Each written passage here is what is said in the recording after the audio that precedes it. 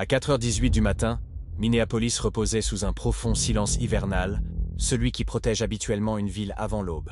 Aucun mouvement n'était attendu à cette heure-là. Pourtant, un convoi de SUV banalisé s'est glissé dans Cedar Riverside en formation régulière, une manœuvre qui ne ressemblait en rien à une patrouille de routine.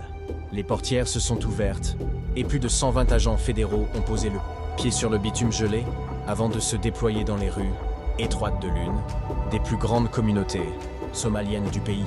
Aucune sirène n'annonçait ce qui allait suivre. La descente s'est déroulée dans le silence, car la cible s'était dissimulée pendant près d'une décennie. Derrière l'apparence du service communautaire, 3 sombres tours d'appartements dominaient les agents à mesure qu'ils avançaient. À proximité se trouvait le centre communautaire somalien, un lieu connu pour ses rassemblements culturels, mais désormais soupçonné d'être le poste de commandement d'un réseau, s'étendant bien au-delà du Minnesota. L'opération avait été préparée pendant des mois et, dans cette immobilité glaciale, le premier mouvement venait enfin de se produire. Que pensez-vous que les agents fédéraux découvriront ensuite en s'enfonçant plus profondément dans ce réseau? Si vous voulez suivre chaque étape de l'enquête, assurez-vous de vous abonner à Military Power. Abdi avait appris à bâtir son pouvoir de manière à ne jamais attirer l'attention, ce qui faisait de lui l'une des figures les plus difficiles que les agents fédéraux aient jamais tenté de cartographier. Dans les quartiers de Minneapolis, il était connu comme un soutien de la communauté, quelqu'un qui faisait des dons pour des événements culturels et aidait de jeunes hommes à trouver du travail le week-end lorsque d'autres portes leur étaient fermées. Les parents le décrivaient comme une présence stable, encourageant l'unité, et les lieux locaux comptaient souvent sur lui pour organiser des rassemblements qui réunissaient des centaines de personnes. Cette image le protégeait et lui permettait de se déplacer librement, sans éveiller les soupçons.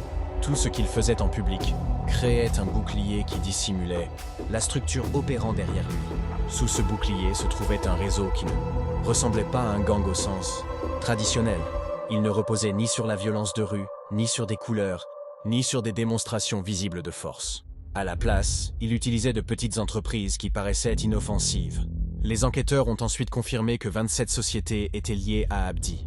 Certaines étaient des épiceries, de quartiers aux allées étroites et à l'éclairage tamisé. D'autres étaient des bureaux de transfert, d'argent avec des reçus, manuscrits scotchés au mur. Plusieurs étaient des organisations à but non lucratif, avec des déclarations de mission promettant une action culturelle. Et quelques-unes fonctionnaient comme des services de covoiturage qui enregistraient rarement des trajets officiels. Chacune jouait un rôle et contribuait à faire circuler de l'argent, des personnes ou des informations au sein d'un système resté caché pendant près d'une décennie. La structure était conçue pour se fondre dans la vie normale. Les épiceries généraient des liquidités régulières qui pouvaient être mélangées aux produits de la fraude. Les bureaux de transfert d'argent permettaient de déplacer des fonds en petites sommes, évitant ainsi les alertes bancaires. Les organisations à but non lucratif offraient à Abdi des occasions de recruter des bénévoles qui ne savaient pas qu'ils opéraient à proximité d'activités criminelles. Même le service de covoiturage avait un rôle, car il permettait aux coursiers de se déplacer à travers la ville sans éveiller de soupçons. Aux yeux des étrangers, le système semblait fragmenté, mais les enquêteurs ont découvert que chaque site soutenait le suivant. Cela créait une chaîne sans point de défaillance unique. La communication au sein du groupe suivait le même schéma. Les membres ne se réunissaient pas en grande assemblée et ne partageaient pas l'information ouvertement. Ils utilisaient des applications de messagerie chiffrées qui effaçaient les journaux lorsque le téléphone s'éteignait. Les coursiers transportaient les instructions sur des morceaux de papier qui étaient brûlés après la livraison. L'argent était déposé dans de petites enveloppes dans des commerces qui semblaient vides pendant la journée mais restaient actifs la nuit. Lorsque les agents ont retracé le parcours de ces enveloppes, ils ont découvert des itinéraires s'étendant à travers le Midwest, atteignant des lieux sûrs bien avant que les équipes de surveillance ne puissent les intercepter. La méthode fonctionnait parce que rien ne circulait en grande quantité. Tout était fragmenté en éléments qui semblaient insignifiants pris isolément. Les crimes dissimulés dans cette structure étaient bien plus graves que ce que quiconque avait imaginé. La fraude constituait le cœur de l'opération et impliquait le vol d'identité, la manipulation de prestations sociales et des tromperies financières, s'étendant sur plusieurs États. Le trafic d'êtres humains faisait également partie du système. Des personnes étaient acheminées par des gares routières et des aéroports à l'aide de documents falsifiés qui paraissaient authentiques aux yeux d'un personnel non formé. À certaines, on promettait du travail et la sécurité, mais elles se retrouvaient piégées par des dettes qu'elles ne pouvaient pas rembourser. Les stupéfiants circulaient dans le sens inverse. De petits lots de pilules et de substances synthétiques étaient distribués dans des quartiers universitaires où l'argent rapide était facile à obtenir. Ces activités généraient des revenus qui étaient transférés hors du pays par des systèmes informels menant vers l'Afrique de l'Est. Au moment où les enquêteurs ont découvert le schéma, des millions de dollars avaient déjà quitté les États-Unis. Abdi contrôlait tout à distance. Il apparaissait rarement dans les sociétés écrans et évitait de porter un téléphone enregistré à son nom. Lorsqu'il se déplaçait, il utilisait des chauffeurs qui changeaient de véhicule à des endroits imprévus. Son style de direction le maintenait à l'abri et lui permettait de nier toute implication directe dans un crime précis. Pour beaucoup de gens, il restait la figure généreuse qui soutenait sa communauté. Pourtant, en arrière-plan, il utilisait cette confiance pour développer une organisation qui fonctionnait avec précision et patience. Les analystes fédéraux ont ensuite convenu que le réseau avait réussi parce qu'il s'était développé lentement. Il ne s'étendait jamais plus vite que la communauté qui l'entourait et ne faisait jamais de mouvements qui paraissaient imprudents. Les entreprises ouvraient une par une. Les recrues rejoignaient discrètement. L'argent circulait en montant qui ne suscitait aucun soupçon. Ce n'est que lorsque les agents ont assemblé tous les fragments que la véritable forme de la structure est devenue visible. L'enquête était loin d'être terminée et la prochaine étape commencerait lorsqu'une seule erreur révélerait la faiblesse qu'Abdi n'avait jamais anticipée. La rupture dans l'enquête est survenue d'une manière totalement inattendue. Elle n'est pas venue d'une descente spectaculaire ni d'une course-poursuite tendue. Elle est venue d'un petit objet qui paraissait inoffensif lorsqu'il a été posé sur le bureau d'un agent. Un téléphone que quelqu'un avait jeté sans se rendre compte qu'il contenait la carte complète d'une opération criminelle. L'informateur confidentiel qui l'a remis n'a presque rien dit sur son origine. La seule chose qui comptait, c'était qu'il appartenait à l'un des chauffeurs d'Abdi, un homme suffisamment digne de confiance pour entrer et sortir des sociétés, écrans sans attirer l'attention. Les agents savaient que les chauffeurs transportaient souvent des fragments d'informations qu'ils ne comprenaient jamais vraiment, ce qui rendait le téléphone digne d'examen. Lorsque les techniciens l'ont allumé, ils n'ont rien trouvé d'inhabituel au premier regard. L'écran affichait une interface épurée, sans message visible ni contact enregistré. Le téléphone paraissait neuf et semblait inutilisé, mais l'équipe a remarqué un dossier qui ne pouvait pas être ouvert sans une longue séquence de commandes. Une fois les protections contournées, toute la structure cachée derrière l'apparence publique du téléphone a été révélée. Des dossiers chiffrés contenaient des journaux, GPS montrant des déplacements à travers 6 États différents. Les itinéraires se répétaient, selon des schémas réguliers et reliant des lieux qui n'avaient jamais figuré sur les listes de surveillance fédérale. À un œil non averti, ces déplacements pouvaient me sembler aléatoires. Mais les enquêteurs ont rapidement compris que chaque point enregistré sur la carte soutenait une partie différente du réseau. Le téléphone contenait également un registre financier. Les entrées étaient rédigées sous forme de codes courts qui évitaient les noms et ne ressemblaient pas à une comptabilité traditionnelle. De petits transferts y figuraient, aux côtés de chiffres correspondant à des montants connus pour circuler par des canaux informels. Le registre reliait des dépôts d'argent liquide à plusieurs entreprises qui avaient déjà éveillé les soupçons.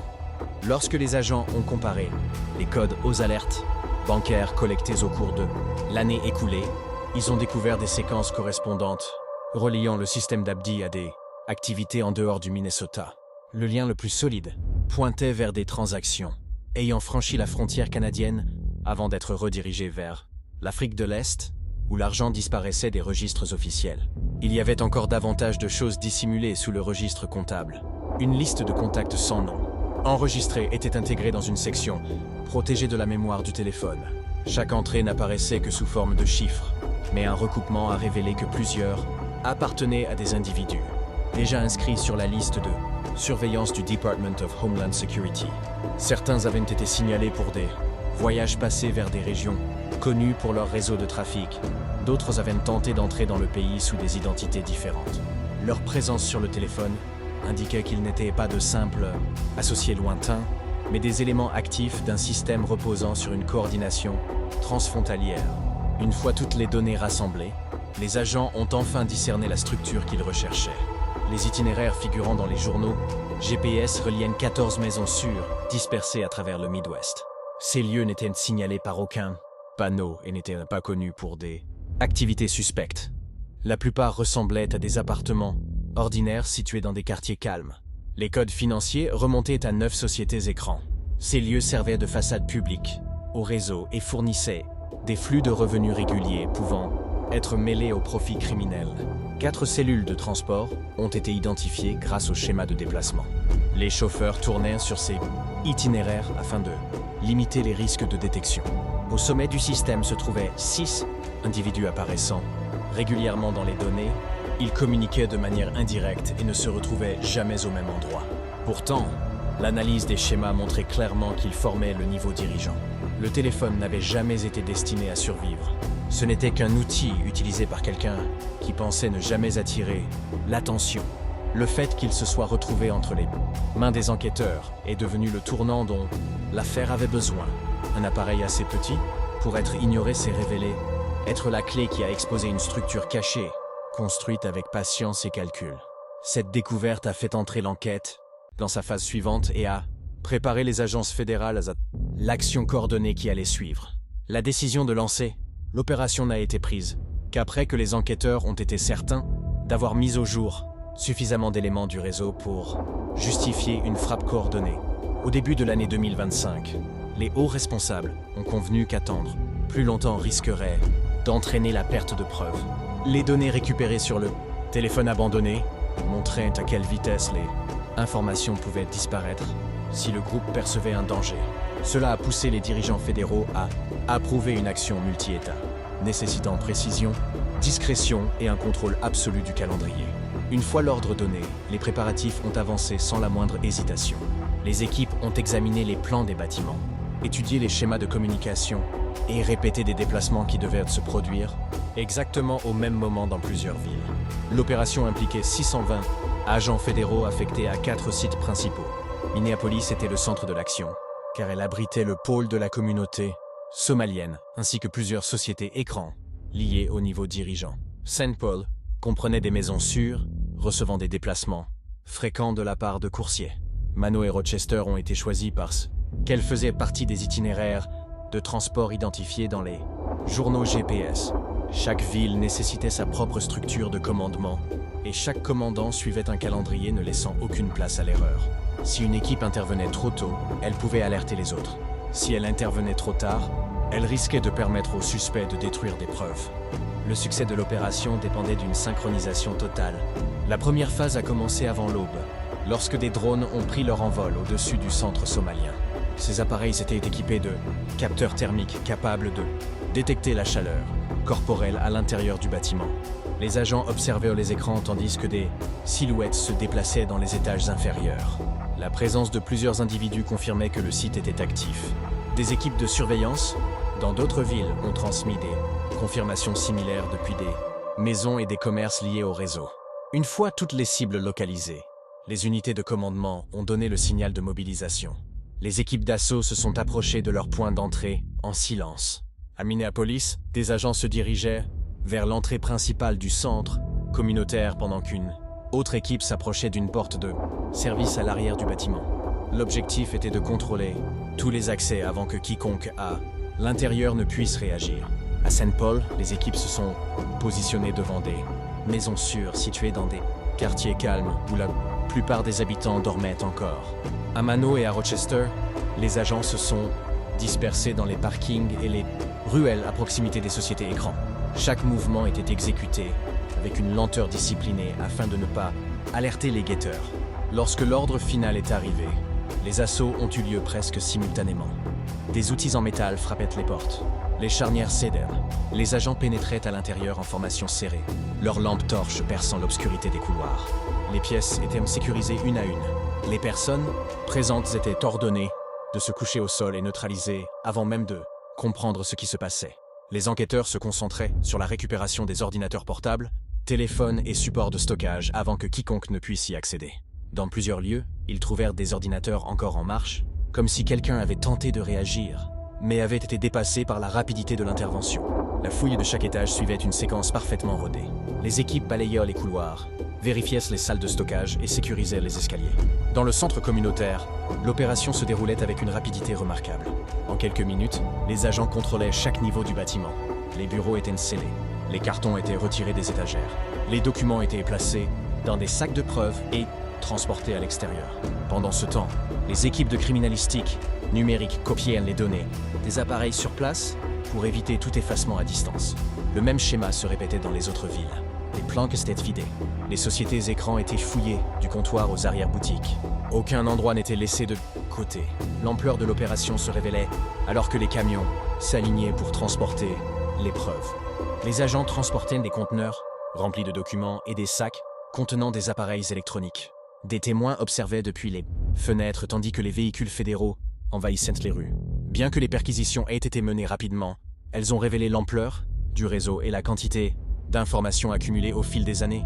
La rapidité de l'opération a empêché toute tentative coordonnée de destruction de preuves et a permis aux enquêteurs de préserver des matériaux qui auraient disparu en quelques minutes si un avertissement avait été donné. L'opération n'était que le début de l'effort visant à démanteler le groupe, et la prochaine phase se déroulerait lorsque l'homme au centre du réseau tenterait de s'échapper. Le premier signe qu'une personne avait réussi à s'échapper est apparu seulement quelques minutes après que les agents eurent sécurisé le centre communautaire somalien. Alors que les équipes continuaient de se déplacer à travers les étages supérieurs, une unité de surveillance à l'extérieur a signalé qu'un SUV noir venait de s'éloigner du trottoir. Le moteur rugissait comme si le conducteur savait déjà que le temps pressait. Le véhicule avançait rapidement dans les rues étroites entourant le complexe. Il ne s'arrêtait pas au feu et ne ralentissait pas aux intersections. Les enquêteurs ont reconnu l'itinéraire presque immédiatement. C'était le même chemin, utilisé par les groupes souhaitant éviter les postes de contrôle et les capteurs de la ville. Le SUV ne fuyait pas aveuglément. Cela suivait un schéma construit au fil de nombreuses années de pratique. L'aviation du FBI est intervenue avant même que le SUV ne quitte le quartier. Un hélicoptère s'est élevé dans le ciel de l'aube et s'est positionné au-dessus du véhicule. Depuis cette altitude, les agents observèrent le conducteur tenter de se fondre dans la circulation. Mais les rues étaient trop désertes. Chaque virage apparaissait clairement sur la caméra thermique. Des policiers d'État, positionnés le long de l'autoroute, se préparaient à la poursuite, tout en fermant les bretelles de sortie le long du corridor de l'I-44, afin de réduire les options du SUV. L'objectif n'était pas de provoquer un accident. Il s'agissait de resserrer l'étau jusqu'à ce qu'il ne reste plus aucune direction possible pour le suspect. Le conducteur continua à grande vitesse sur près de 14 miles. Le SUV traversa des ponts et des zones industrielles encore plongées dans l'obscurité. Il passa devant des entrepôts qui n'avaient pas encore ouvert pour la journée et des parkings restés vides. L'hélicoptère suivait chacun de ses mouvements et transmettait chaque détail aux unités au sol. La poursuite gagna en intensité. À mesure que le véhicule approchait d'une zone connue pour abriter du matériel, utilisé par plusieurs sociétés écrans d'Abdi. Cela confirmait les craintes des agents. Le suspect tentait d'atteindre un endroit où des appareils pouvaient être détruits ou dissimulés. Au lieu de s'arrêter au niveau de la rue, le SUV tourna brusquement et s'engaga dans la rampe d'un parking souterrain. La structure appartenait à un bâtiment lié à l'une des entreprises associées au réseau. C'était un endroit conçu pour paraître ordinaire. De l'extérieur, rien ne laissait supposer qu'il jouait un rôle dans une activité criminelle. Les patrouilleurs ont atteint l'entrée, quelques secondes après que le véhicule y eut disparu. Ils sont intervenus avec prudence, car les espaces souterrains comportaient des risques. Le son résonnait sur les murs en béton, ce qui facilitait la mise en place d'une embuscade. Les agents ont ajusté leur position et se sont préparés à un affrontement rapproché. À l'intérieur du garage, ils ont trouvé le SUV garé en biais, comme si le conducteur s'était arrêté. Soudain, les portes s'ouvrent. Abdi et deux complices se trouvaient à l'intérieur de la structure, avec des appareils électroniques éparpillés sur le sol. Un ordinateur portable était posé par terre avec l'écran fissuré. 2 téléphones avaient été brisés contre le béton. Abdi tenait un autre appareil et tentait de l'endommager avant que les agents ne l'atteignent. Les agents ont ordonné à tous de se mettre à terre et sont intervenus rapidement. Les suspects ont été maîtrisés sans autre résistance. Avec l'espace sécurisé, les enquêteurs ont commencé à rassembler les objets éparpillés sur le sol. 3 téléphones ont été identifiés comme des unités cryptées. Une clé USB a été retrouvée près de la roue arrière du SUV. Lorsque les techniciens l'ont examiné plus tard, ils ont découvert qu'il contenait des journaux de communication montrant comment les messages étaient transmis entre les membres de l'échelon dirigeant. Un registre manuscrit a été trouvé dans un compartiment sous le siège du conducteur. Les pages répertoriaient des codes et des rôles correspondant aux informations récupérées précédemment lors de l'enquête. Ensemble, ces éléments donnaient une image claire du fonctionnement du groupe et de la façon dont L'autorité circulait au sein du réseau. La capture d'Abdi a fermé la voie d'évasion, sur laquelle il comptait depuis des années, et a ouvert la porte à la phase suivante de l'enquête, où la perquisition des sociétés écrans révélerait des preuves dépassant largement les seules infractions financières. La perquisition qui a suivi, l'arrestation d'Abdi a révélé un monde caché derrière l'apparence calme de commerce ordinaire. Lorsque les agents ont pénétré dans le premier entrepôt, ils sont entrés dans un espace rempli d'objets qui semblaient anodins à distance, mais révélaient un schéma lorsqu'on les examinait de près. Des cartons étaient empilés le long des murs, et chacun contenait des documents ne correspondant à aucun usage légitime. Les enquêteurs ont ouvert des enveloppes remplies de cartes d'identité affichant différents noms, mais utilisant les mêmes photographies. Certaines cartes étaient imprimées sur du plastique de haute qualité. D'autres étaient des copies rudimentaires, destinées à être utilisées une seule fois. Ces éléments montraient à quel point les membres du groupe pouvaient se déplacer facilement d'une ville à l'autre sans laisser de traces. Sur une autre table, des agents avaient aligné des dizaines de téléphones. Beaucoup étaient des appareils prépayés, achetés en espèces. Les écrans étaient fissurés et les batteries retirées. Certains contenaient encore des messages qui n'avaient pas été supprimés. Quelques-uns correspondaient à des numéros trouvés dans le téléphone abandonné qui avait déclenché l'enquête. Ils représentaient la chaîne de communication qui permettait au réseau de fonctionner sans exposer sa direction. Chaque téléphone portait une partie d'une conversation fragmentée pour éviter toute détection. Lorsque les techniciens ont reconstitué ces fragments, ils ont retracé des déplacements et des activités financières s'étendant sur plusieurs États. Des preuves de contrebande ont été découvertes dans la section suivante de l'entrepôt. Les enquêteurs ont trouvé des dossiers contenant des documents de voyage falsifiés. Il s'agissait notamment de cartes d'embarquement pour des vols que personne n'avait pris et de billets de bus avec des horaires falsifiés. Certains documents portaient le nom de personnes considérées comme des victimes plutôt que comme des participants. Les agents ont compris que de nombreux individus avaient été déplacés à travers des hubs de transport sans savoir qu'ils faisaient partie d'une opération criminelle. Plusieurs ont raconté des histoires issues des entretiens menés précédemment. On leur avait promis un emploi ou la possibilité de déménager, mais ils avaient en réalité été poussés dans un système conçu pour les maintenir vulnérables. De l'argent liquide a été trouvé dans des contenants métalliques cachés, derrière des panneaux dans les murs. Les billets étaient enveloppés avec des bandes imprimées dans des langues étrangères. Cela suggérait que l'argent avait été préparé pour être déplacé hors du pays. À côté des conteneurs, les agents ont trouvé 2 pistolets et un fusil. Les armes étaient soigneusement stockées et ne semblaient pas avoir été utilisées récemment. Leur présence montrait que le groupe comptait davantage sur la tromperie et la dissimulation que sur la force. Cela rappelait que tous les réseaux criminels ne ressemblent pas aux gangs violents observés dans d'autres régions du pays. Certains survivent en restant invisibles. La découverte la plus importante provenait d'un petit bureau au 2e étage. Un ordinateur portable avait été laissé sur un bureau, à côté d'un mince classeur. À l'intérieur du classeur se trouvait un dossier intitulé « Phase Expansion 2025 ». Les pages décrivaient un plan visant à étendre les opérations du groupe à Chicago, Columbus et Milwaukee. Le document listait des entreprises fictives potentielles, les revenus projetés et les méthodes pour établir de nouvelles cachettes. Il décrivait également comment l'organisation comptait recruter de nouveaux membres via des événements culturels dans ces villes. Cela montrait que le groupe n'avait aucune intention de ralentir. Il prévoyait de se développer. Lorsque les procureurs ont examiné les preuves collectées, ils ont décrit le réseau comme une structure d'intelligence décentralisée. Il ne dépendait pas de grandes réunions ni d'ordres directs. Au lieu de cela, il fonctionnait à travers des couches de communication qui protégeaient la direction. Ce type de système compliquait les enquêtes, car chaque élément semblait inoffensif tant qu'il n'était pas mis en perspective. L'utilisation de petites entreprises et de liens communautaires permettait au groupe de se fondre dans la vie quotidienne. Beaucoup de leurs actions paraissaient normales jusqu'à ce que le schéma complet apparaisse. Ces découvertes ont orienté l'enquête vers sa phase finale, où les enquêteurs ont pu examiner comment un réseau pouvait se cacher dans des environnements légitimes pendant si longtemps. L'enquête a montré que les réseaux criminels modernes peuvent se dissimuler dans des lieux totalement ordinaires. Ils ne dépendent pas de la violence ouverte pour survivre. Au contraire, ils exploitent de petites entreprises, des espaces communautaires et des canaux numériques discrets pour protéger leurs dirigeants et déplacer argent, personnes et informations sans attirer l'attention. Cette affaire a démontré qu'une structure décentralisée peut retarder la détection pendant des années et que la communication chiffrée offre à ces groupes un espace pour se développer pendant que les agences fédérales cherchent des indices. Le démantèlement de ce réseau a prouvé qu'une enquête patiente peut révéler même les systèmes les plus soigneusement construits. Cependant, elle soulève aussi la question: combien d'opérations similaires continuent de fonctionner discrètement dans les villes américaines aujourd'hui? Si vous voulez suivre d'autres histoires comme celle-ci, assurez-vous de vous abonner à Military Power et dites-nous ce que vous